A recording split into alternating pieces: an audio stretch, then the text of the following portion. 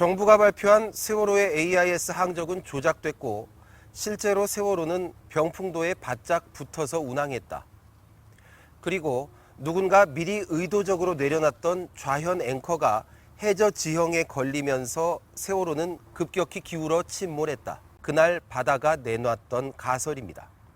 일본에서 들여온 중고 선박 증개측 이후에 보건성이 상당히 나빠진 선박에 화물을 굉장히 승인된 것보다 많이 실었고 그것도 고박을 불량하게 한 상태에서 운항을 하다가 조타수가 실수로 오른쪽으로 굉장히 많이 틀어서 횡경사가 왼쪽으로 생기면서 고박 부실됐던 화물들이 무너지면서 침몰에 이르게 됐다. 이게 검찰의 수사 발표였어요. 최초의 세월호가 기울어지게 한 힘을 조타수의 조타 미숙으로 봤던 거죠. 검찰은. 배를 운항하는 사람들은 평생 동안에 소위 검찰이 얘기했던 급변침 그렇게 탈을 쓰는 경우가 없습니다. 그래서 검찰에서 그 수사 결과를 발표했을 때 믿는 사람이 아무도 없었어요. 그게 말이 됐냐.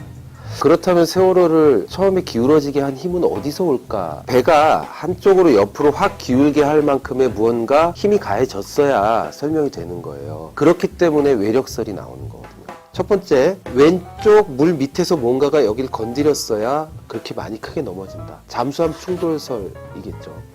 두 번째, 그렇게 크게 왼쪽으로 넘어지려면 다른 방법 없다. 이 앞에서 앵커, 닻을 내려서 해저에서 걸리게 만들므로써 힘을 줘서 옆으로 넘어지게 만들었다.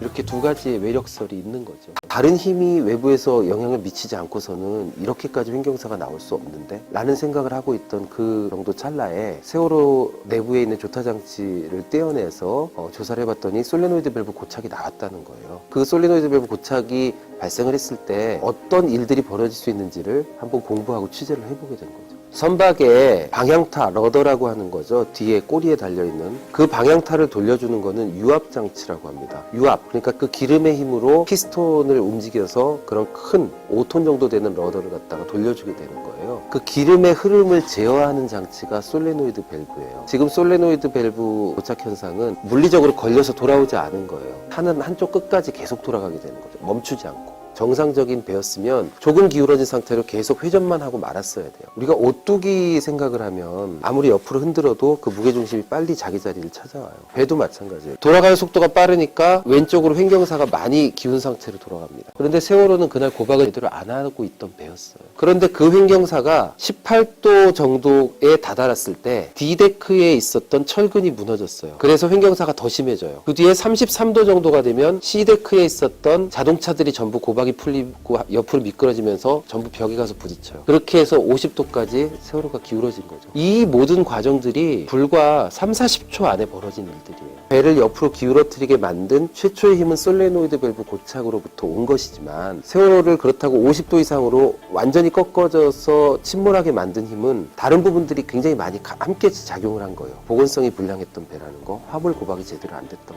배라는 거.